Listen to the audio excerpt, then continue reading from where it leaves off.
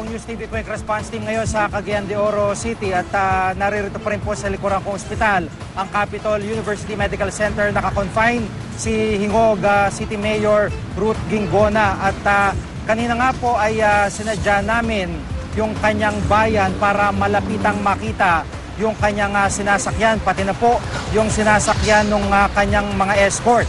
At kitang-kita nga po, napakarami ng tama ng bala ng pick-up na yan, yung Toyota Hilux na sinasakyan po ni Mayor Gingona. At ayon po sa mga pulis, base sa mga basyo ng bala na nakita nila, ay mga AK-47 at M16 na Armalite ang ginamit. Bukod pa sa mga M203 na basyo na ginamit din po sa sakyang yan.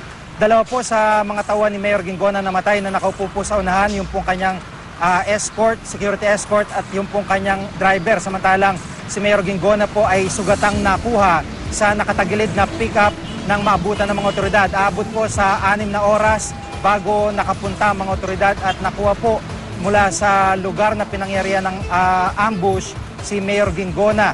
At kanina nga po ay nagkaroon kami ng pagkakataon makausap ang isa sa mga kauna-unang rumisponde para ma-rescue po si Mayor Gingona, si Senior Inspector Odilon Oclaret. At narito po ang kanyang pahayag. Tutusin po sa itsura at dami ng tama nitong mga sasakyan nila Mayor. Gaano ho kaswerte pa rin kahit papaano si Mayor na nakaligtas siya dito? Ganun nga, swerte nga talaga sir eh.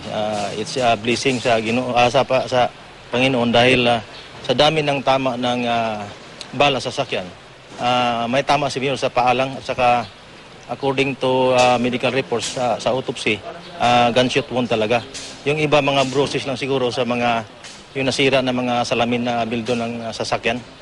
Pero yung dalawa, yung civilian escort at saka yung driver, Kia talaga, killed in action. Noon hong kinuha niyo si Mayor, nakapagsalita ho ba agad siya o ano po ang itsura niya? Wala kaming narinig na salita ni Mayor, kundi yung mayroon siyang reaksyon na masakit talaga. Yung kinuha namin sa ilalim ng sasakyan, tapos nilagay ng papunta ng ambulance, pero hindi pa siya nagsasalita. Conscious? Yes, conscious siya, pero hindi siya nagsalita. Pero nang sabi ni Aray, parang namimilipit sa kasakit. Dahil nangyari yun, more or less 11:30 in the evening. So napuntahan namin mga almost 4:30 or 5 in the morning na.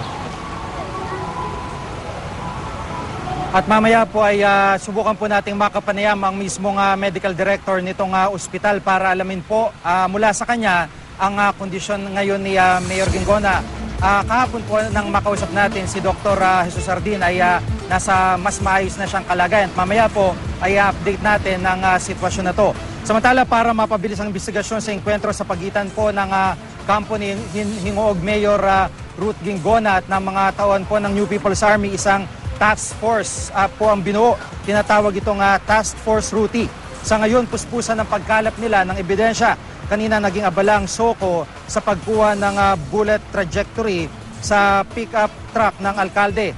Gaya po ng aking nabanggit, AK-47, M203 grenade launcher, kalibre 45 at M16 ang ginamit sa pamamaril. Gate ng mga otoridad, alam daw ng NPA ng alkalde ang dadaan sa mga oras na yun. Patuloy ang pagtugis nila sa mga ito. Hindi naman sila makahanap ng testigo sa insidente dahil halos hating gabi na maganap ang krimen. Sa oras na matukoy ang mga personalidad sa likod ng enkwentro, maharap sila sa mga kasong murder, frustrated homicide at serious physical injury, lalo nang pinagipit ang seguridad sa lugar. Paalala rin nila sa mga kandidato magpaalam muna sa pulisya bago umakyat ng mga bundok para mangampanya.